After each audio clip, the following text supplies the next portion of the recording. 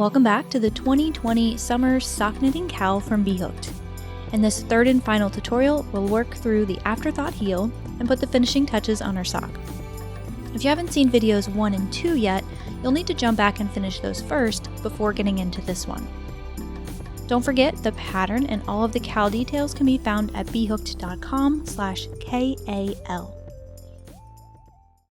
Also, don't forget to use hashtag BHookedSockCal on Instagram to share a progress photo or two. I'll be contacting one person totally at random via Instagram messages sometime next week to receive a B.Hooked shop item of their choice, just as a little token of saying thank you for participating. Okay, last week you accomplished a lot. You added waste yarn to place the afterthought heel, you worked the leg ribbing pattern and the bind off. So at this point, it looks almost like a functional sock. The time has finally come to knit the heel. First things first, we need to remove the waste yarn placeholder stitches, but before we can do that, we need to secure the stitches so the sock doesn't unravel. We'll do that by feeding the needles back on the sock. So with the waste yarn facing up and the toe closest to you, find the first stitch of the sock yarn that sits just below the first stitch of the waste yarn. This is why we used a contrast color. Insert one of the needles through the right leg of that stitch, or left leg for left-handed knitters.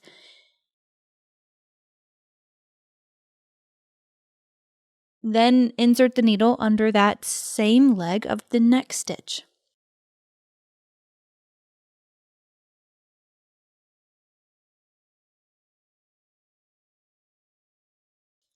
And the stitch after that. You want to be really careful not to skip any stitches. If you find yourself going a little cross-eyed, just make sure you're in a well-lit room. And remember, you're just feeding every other loop on the needle. It'll be a little snug as you work this. That's totally fine. Just work through it.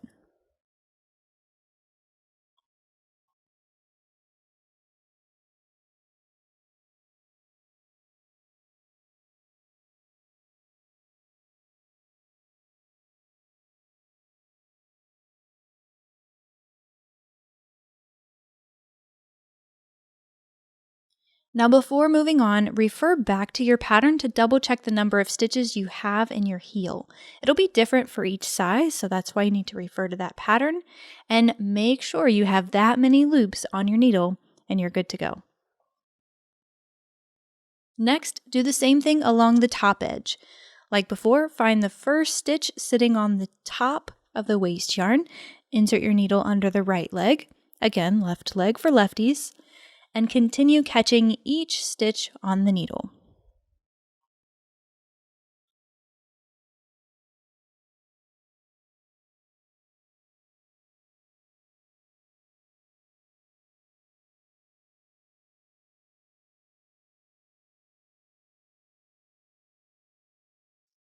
And of course, don't forget, when you get to that last stitch, do a quick stitch count to make sure you didn't accidentally skip a stitch or two. If you did, you'll have an unravel situation on your hands, and that won't be good. Now with both of the needles as they are, and your stitch count is on point, the waste yarn can be safely removed. To make this process a little easier, I like to trim the tail really short on one side and then just use a yarn needle to pick the stitches out. You'll need to pick them out along this entire row first before you can really pull on it and they'll rip out nicely. I'm not going to lie, this part is a little tedious and it takes some time.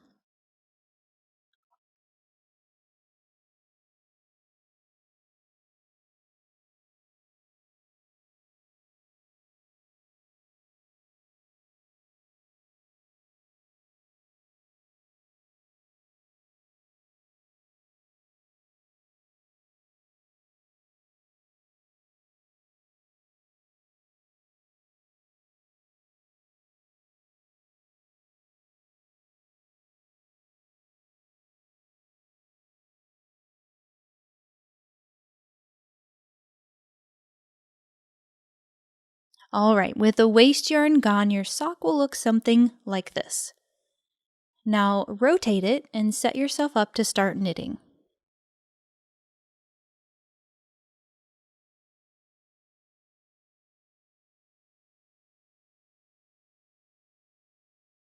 Now, this junction is always a little finicky, and you really might have to play with this a little to get it right.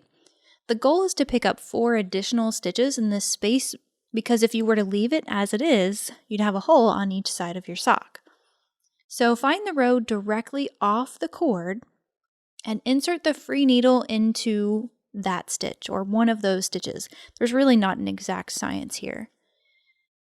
Now we need to join our yarn again because we don't have any at this point. So loop the yarn so you have about an 8-inch tail and then place that on the needle and pull it through that stitch. That's the first of 4 and we need to do that 3 more times. Find your next stitch placement, insert the needle, loop the working yarn around and pull it through. This is how you work a pick up and knit, by the way. So keep going to pick up the remaining 2 loops.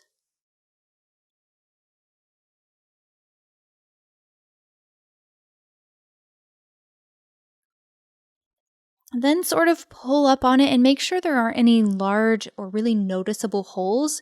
If there are, you can easily just slide your needle out and start over again, but any small holes we can take care of later when we weave in this end. The next step is to knit all of the stitches from needle 1.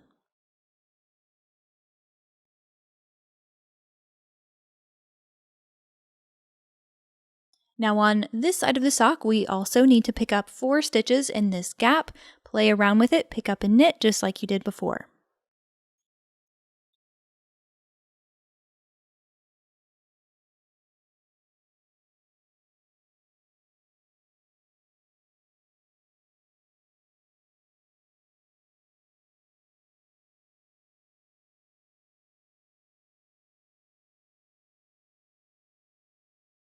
Then you'll knit all the stitches on needle 2.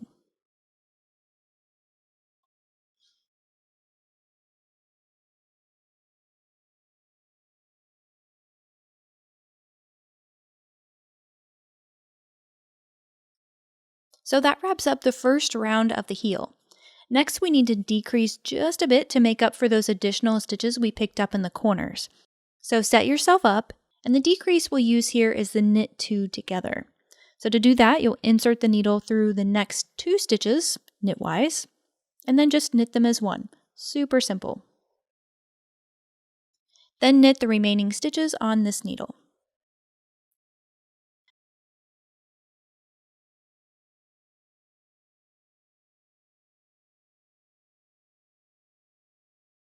Now we'll repeat the same thing for the other needle. Knit 2 together and knit the remaining stitches on the needle.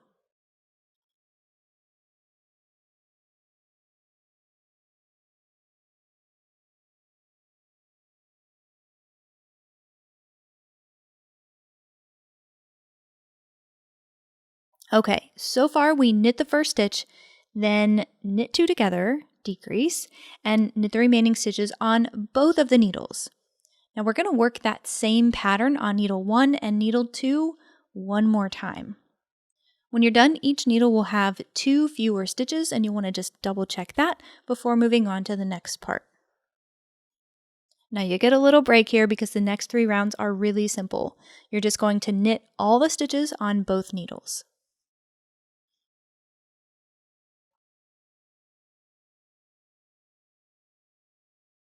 All right, we're moving on now to the heel decrease pattern, and to be honest, it's pretty simple to memorize. There are 2 rounds, a decrease round and a knit round. Round 1 is the decrease round. You'll knit the first stitch, and then go ahead and place a stitch marker here just to help you keep track of things.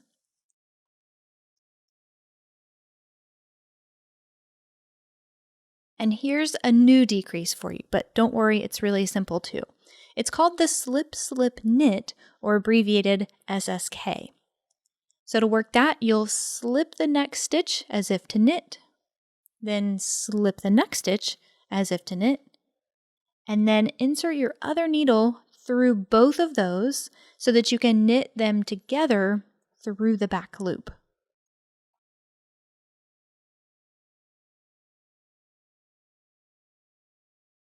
Then knit to the last 3 stitches on this needle.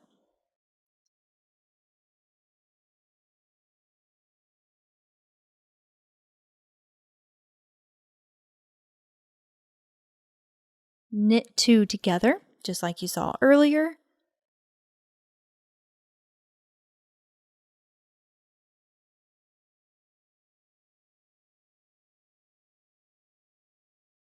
And finally, knit the last stitch. Then repeat the same thing on the next needle to finish this round. Knit the first stitch, slip, slip, knit,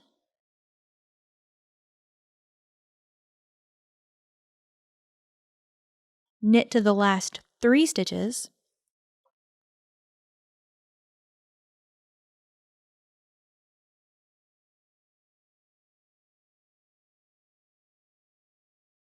knit 2 together, and knit the last stitch.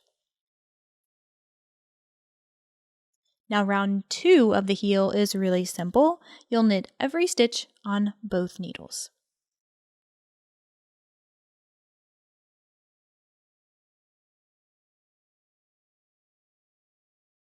So that's it. That's the heel decrease pattern. Rounds 1 and 2 make up the repeat for the heel, and you want to continue with this repeat until you have the right number of stitches remaining on each of your needles. It's different for every size, so again, refer to your pattern for that specific number. And this is what your heel will look like when that happens, nearly identical to the toe. Cut the working yarn, leaving about an 8-inch tail, and thread that on your darning needle. We're going to close up the opening here with something called the Kitchener stitch, another technique you'll find in sock patterns, but it's incredibly useful in other scenarios too. When we're done, it'll look like this hole was never there. It's a true invisible seam, and it's a really valuable skill for you to know.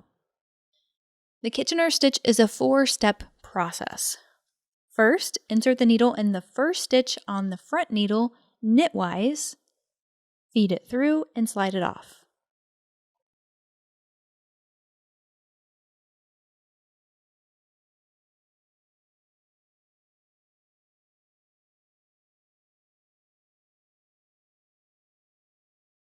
Then, working on the same needle, insert your yarn needle purlwise, but this time keep the loop on the needle.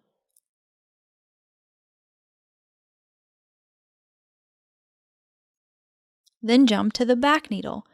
Insert the yarn needle purlwise and slide it off.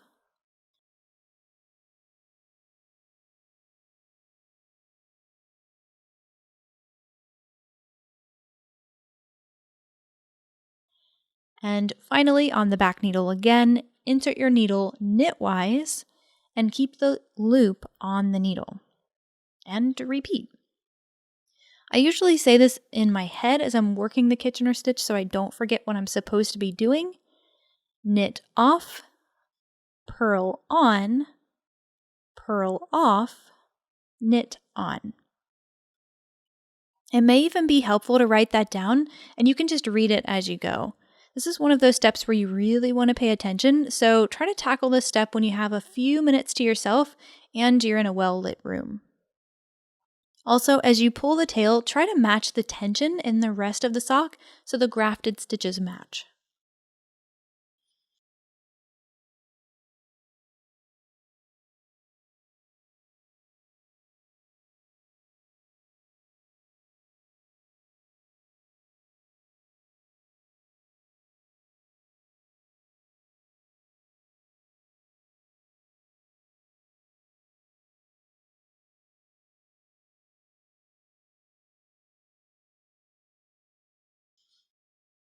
And here you have it. Looks a lot like what we saw for Judy's Magic Cast On, huh? Alright, we just have one more step to finish this sock, weaving in the ends. Again, this is one of those steps you really want to take your time on because there's nothing worse than having a tail poke through when you're wearing them. Let's deal with this end first.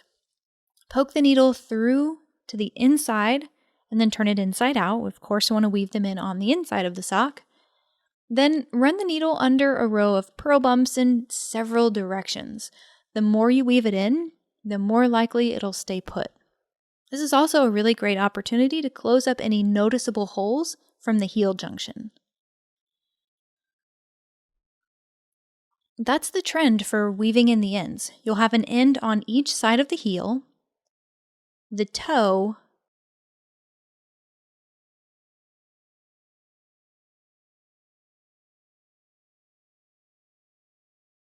and one up at the top.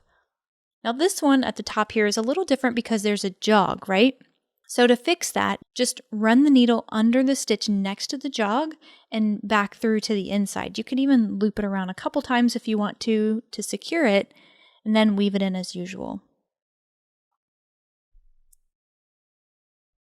Putting a handmade sock on for the first time is the best feeling ever, so definitely don't skip this step before repeating all of these steps for the second sock. You now have all the resources you need to finish this cowl, and there's no deadline, so work at your own pace. The goal here is for you to finish your first pair of socks before the end of summer so you can enjoy them this fall. Now, if I can ask one favor of you, it would be this. If you enjoyed this cowl and you want to do it again next summer with a different pattern, a different sock, please either like this video or even better, tell me in the comments. I'm here to inspire and serve you, so please do let me know how I can do that. Lastly, if you haven't subscribed to this channel, please consider doing so. It's a simple little gesture that doesn't cost a thing, and it helps me in more ways than you know. Thank you so much for that, and I'll see you in the next one.